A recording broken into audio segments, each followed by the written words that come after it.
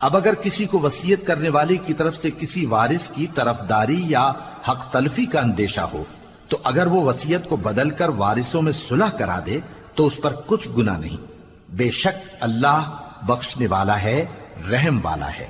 مومنو، تم پر روزے فرض کیے گئے ہیں جس طرح تم سے پہلے لوگوں پر فرض کیے گئے تھے تاکہ تم پرہیزگار بنو۔ روزوں کے دن گنتی کے چند روز ہیں،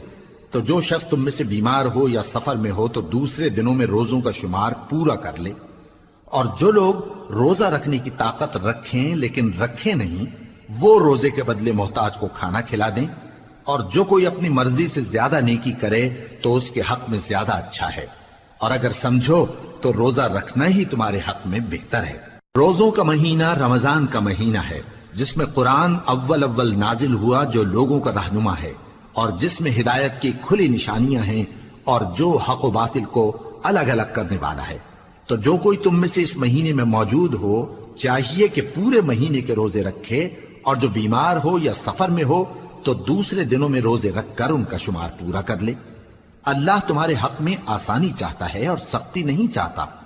اور یہ آسانی کا حکم اس لیے دیا گیا ہے کہ تم روزوں کا شمار پورا کر لو، اور اس احسان کے بدلے کہ اللہ نے تم کو ہدایت بخشی ہے تم اس کو بزرگی سے یاد کرو اور اس کا شکر کرو۔ اور اے پیغمبر، جب تم سے میرے بندے میرے بارے میں دریافت کریں تو انہیں معلوم ہو کہ میں تو تمہارے پاس ہی ہوں، جب کوئی پکارنے والا مجھے پکارتا ہے تو میں اس کی دعا قبول کرتا ہوں،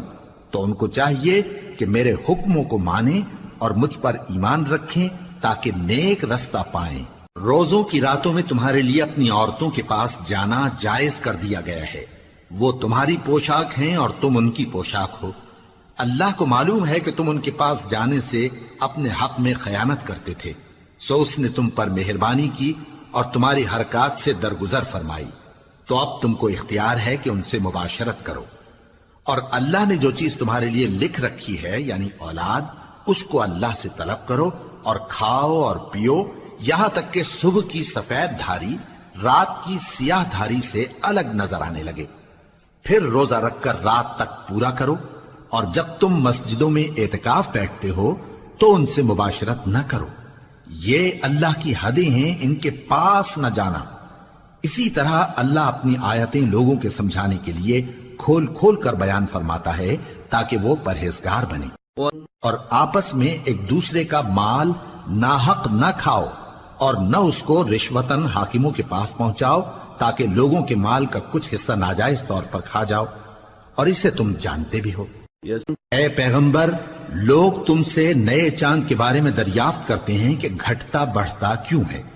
کہہ دو کہ وہ لوگوں کے کاموں کی میعادیں اور حج کے وقت معلوم ہونے کا ذریعہ ہے،